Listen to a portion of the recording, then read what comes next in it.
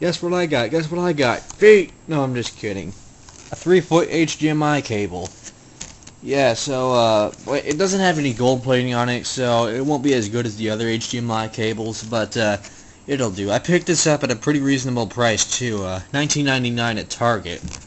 Yeah, so that's why because HDMI cables have gold plating on it, they're like $50 to like $60, and I think that's bullshit. So, yeah, I don't really need gold plating on it, right? I got the component cables, and those are going to go to my PS2 sitting over there. So, yeah, let's get started by unboxing this thing. Give me that.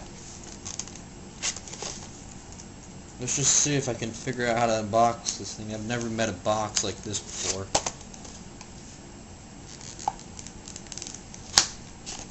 Wow, that went straight through my leg.